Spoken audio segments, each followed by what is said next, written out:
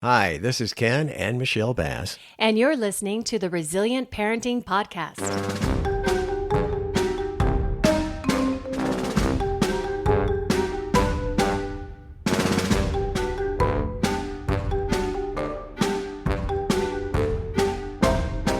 Hello once again. We're ready for another episode coming up. Oh, yes. We're going to be talking about a really fun age that My age? we've...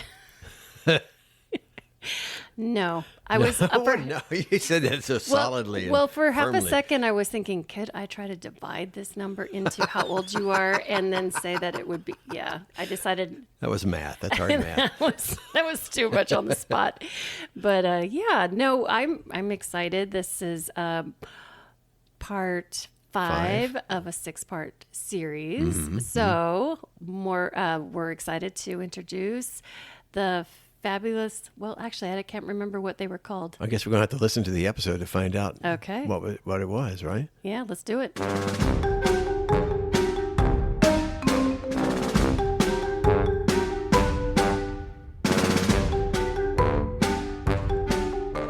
Hello, and we are once again joined by Kim Hemmert, the grants manager with the Idaho Children's Trust Fund. She's also an early childhood educator and fellow social worker. And we have really enjoyed our 6-part series. We finally got it right. Yeah. 6-part series. And so we have talked about infancy, the Wonderful ones. wonderful ones. Terrific twos. Three-nagers. And now we're on to FOURNADOS. Okay. tornadoes. I hear. Anybody remember seeing Dennis the Menace cartoons with the little hurricane coming out behind him as he ran through the house? That's what I see in my head. Absolutely. Think of a 4-year-old, and anyone that has had a 4-year-old or interacted with a 4-year-old, you're going to have a tornado on your hands. You know, we have tried to FaceTime with our Fornado grandson, and sometimes he'll take the phone, and it's just like, okay, we're going on a ride. Because he's everywhere. Yeah. Yeah, he's awesome. Well, that leads perfectly into the first domain, which is physical development. And 4-year-olds are known for their high energy and they want to be everywhere and they do are. everything. Yeah, they have a lot of high energy. Part of that is because they have developed some confidence in their body. So they like to test the limits and test the boundaries and know that they can still be safe doing it. Okay. I'm just picturing like a lot of roughhousing or wrestling or like jumping on the pillows or rough dad and tumble mom, play. Yep. Rough and tumble 2-year-old play is brother. huge. Absolutely.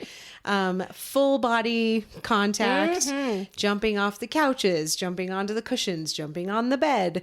It's really good for their sensory motor to be able to have all of that input in a gross motor sort of way. Well, you know, a lot of people, a lot of parents to be have heard everything about, the 2-year-olds and the 3-year-olds. I don't think they know that much about what comes up with age 4. And maybe you're enlightening a lot of people right now. Yeah, when I think of 4, I think of preschool. Yeah. That is definitely when lots of parents are thinking about preschool and getting ready for school. And 4 is a great time to be thinking about that. Hopefully, all of the things that you've been doing up to this point are continuing to prepare them for being ready for school. At 4 years old, fine motor skills are still developing. So giving kids opportunities to pour drinks for themselves, even in small glasses. They might make messes, but it's another opportunity then to clean up after yourself. Right. Sometimes you make a mess, you clean it up, and it's that problem solving piece of, oh, we spilled. What are we going to do now? Which leads into the sequencing aspect. 4-year-olds are learning that this is first, this is second, this is third. So first, if I pour my drink, second, if I spill, then third, I'm going to get a towel to clean that up. I think third actually should be, them getting away before parents knew they spilled anything. So maybe parents need to intercede at number 3 and say, hey, come here. Yeah, You come clean on it up." back. Yeah. Yep. My kiddos, we got some blueberries one time and they were so excited to get them in the house and had tripped on the last step, like on the doormat, and had just completely spilled the blueberries all over the patio. And I was like, great, we're having blueberries on the patio right now, and you guys get to clean them up. And sure enough, not only did they help clean up the blueberries, but they ate them as well. 3 that seconds works. for each one, right? Okay. Yep.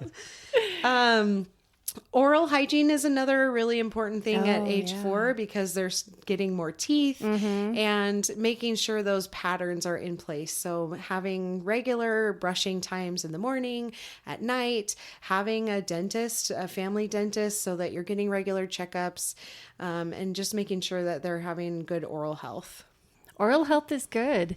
And I know that they have like the little trick where you have the, what is it? The little sand Timer. Oh, the timer, Yeah. I The sometimes minute think glass. the minute glass. Yeah. I think that's also a fun motor to be able to brush your teeth. Yeah, absolutely. And at this stage, kids are still going to need your help brushing. So you could do hand over hand where your hand is on their hand and showing them the motion of the toothbrush in their mouth. There's a lot of different kinds of toothbrushes based on what your kiddo's sensory needs are. I got a toothbrush that was 3-sided, so it covered all 3 sides of your tooth. Oh, wow. So you're not having to fight with them of, okay, we're brushing the outside, now we're brushing the top, now we're brushing the inside. But wow. it just covered the whole tooth, and then you can brush it Yeah. in one fell swoop. It I love that. eliminates some of the battle. I never heard of that. Write that down. Okay. Yeah. 3-sided toothbrush. 3-sided toothbrush. There's I think lots I of And want there's a that. 2-sided toothbrush for people who talk out of both sides of their mouth. Okay. Oh boy. A lot of politicians use them. And former radio hosts. Cognitively, what we see with 4-year-olds is they do like to sometimes push the limits and boundaries and disobey just to see if you're going to follow through with that consequence. Are you going to do what you say you're going to do? You're going to turn this car around? I'm going to test that. I'm going to push that and see if you really do turn the car around. Let this be another reminder to be careful what you threaten, or for lack of a better word, because you may have to follow through. We just saw an Right. episode of that on Modern Family not too long ago. we one of the videos, did. where the dad made a threat after take something away happened at Christmas. Yeah. Oh, yeah. And then they pretty much pushed him to where he had to do it, and he didn't Yeah. want to, but he did. And it's hard. Yeah. It's hard to follow through. So again, it's an opportunity for parents to make realistic threats. yeah, don't take away Christmas. That's not And going to what work. What can you live with? Right, and be able to follow through. So if you're going to get a treat and then you break the rules, then follow through with not giving the treat. Or, if you really are going to turn the car around, then follow through with that. And sometimes those are really hard, but it builds that understanding that you are a consistent, reliable adult that is going to follow through with what you say you're going to do, positive or negative. So if I say, hey, we're going to go roller skating after school, then I need to also follow through and go roller skating after school. Right. Right. Okay. Do it now. It will save you so much Grief. grief later. Yeah. To be consistent, because the more that they see that there's leeway, or they'll start to learn, I just have to push until this point, and then they'll give in. So it actually will make some of the behaviors that we don't want to see as much even more profound. Yes, and we can see that especially at this age, that kids begin to start acting differently depending on where they are. So they might act one way at home versus if they're at preschool, they might know and learn how to act differently at preschool versus if you're at the grocery store, they can act one way because they've learned where those boundaries are and how much they can push. So the more you're able to be consistent, the more consistent you're going to have behavior across the board with So that 4-year-olds. means before you go to the store, armor up, like be prepared, be prepared. And have clear expectations Yes. and communicate what those expectations are and what the consequence will be that you're going to follow through with Yeah. at the end of it. We call that pre-learning, or proactive. Like, this is what we're going in for. We're not going to get anything else, and then stick to it. The kids learn this stuff. They really do. And especially if one parent is more of a pushover than the other parent. Wait, which one is it? I see those thought it was eyeballs. me. And I don't know, because I say yes sometimes when you say no. That's true. That's true. So you bring up a good point of being on the same page and having Yeah. that communication and presenting a united front so that you don't get played by your kid. Yeah. Yeah. Oh, I love this one. Dad says yes, but he wants me to ask you too. Well, what? I'm going to go ask Dad myself. So I'm like, nah, I don't want to get played in this. I remember taking my kids to a restaurant, probably one of the first time. Well, actually, it was not the first time because the first time they were feral. And I was like, I'm never taking you to a restaurant again. So it had to have been at least the second time. And I was much more clear about the expectations of like, we're going to go in the restaurant.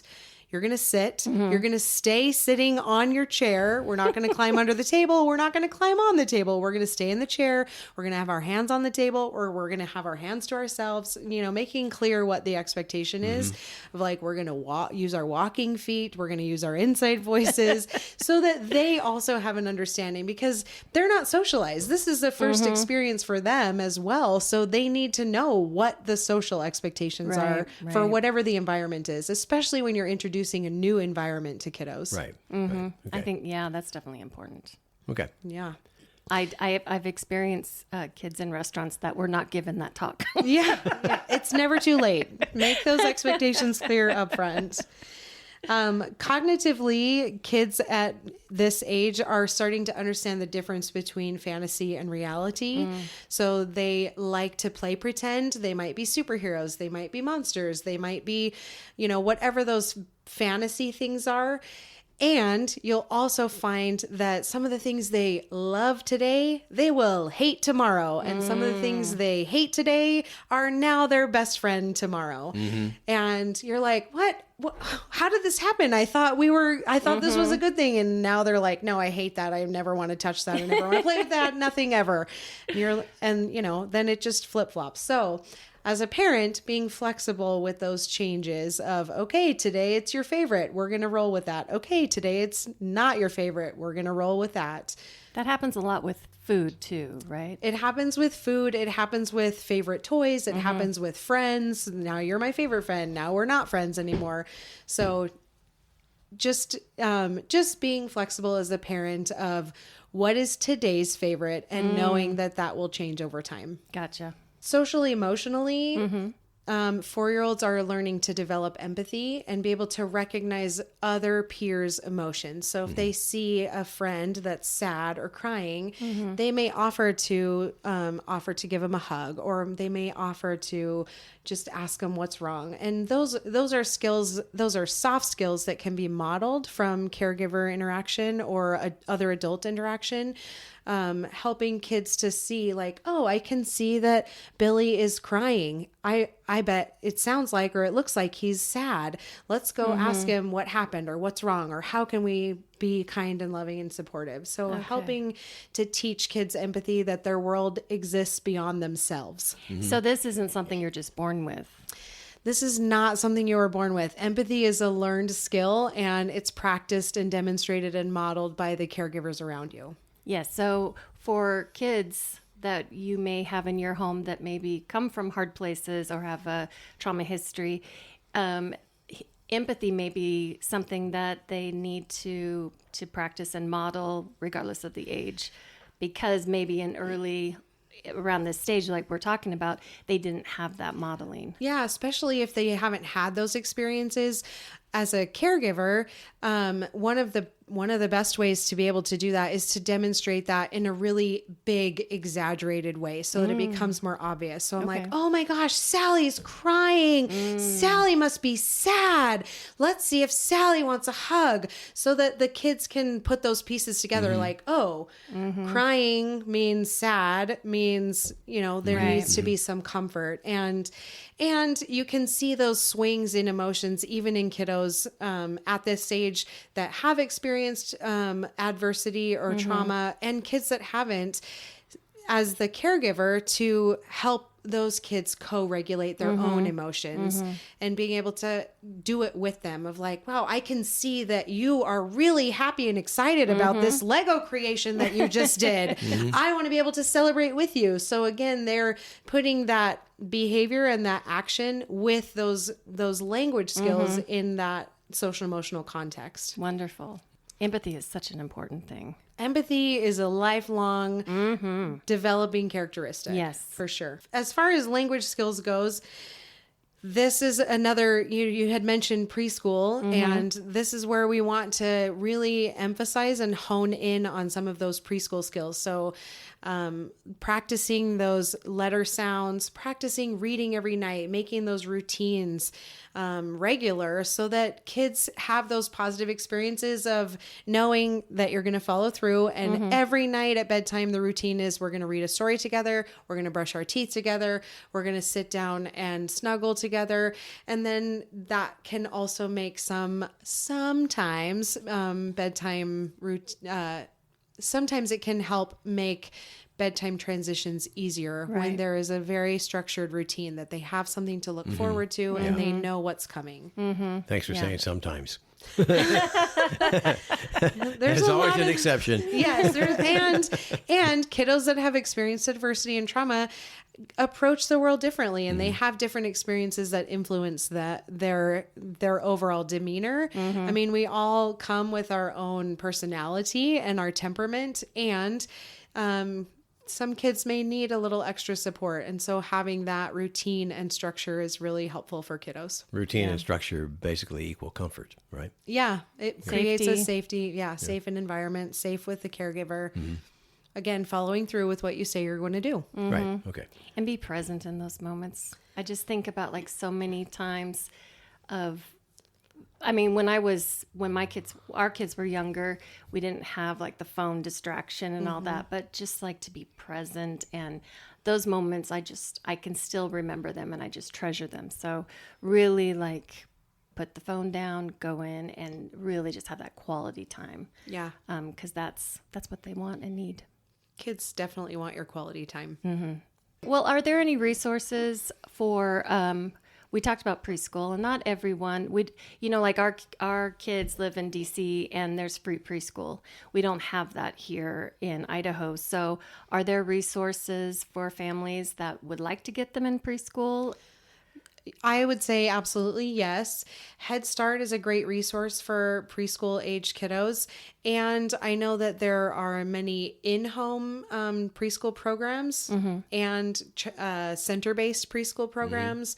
There's some that are within the school environment. They have like a developmental preschool for kiddos with developmental delays.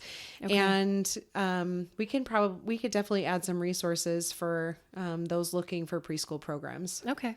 The library is also a really good resource for preschool because they have story times, they have craft, they have parent-child interaction. I can't recommend the library enough. It's so we great. love the library. We love the library. Read to your kids and participate in library programs. Pick out books together. Yeah. I mean, I can't think of anything negative about the library. I don't want to. There's nothing negative about it. Okay. Well, we love the fours. Say it again. Fornado. Fornados. You took the NATO out of the fours, though, by some of the things you talked about. But yeah, they have those moments. They have moments where they just have lots and lots of energy. So that's a great time to go outside and play, interact with your world, interact with nature. Don't be afraid to go out when it's cold. Don't be afraid to go out when it's rainy. Don't be afraid to be outside because we live in a world and the world is full of seasons. So take your Fornado and go outside. Oh, yes. All right. Thanks a lot, Kim. Thank you.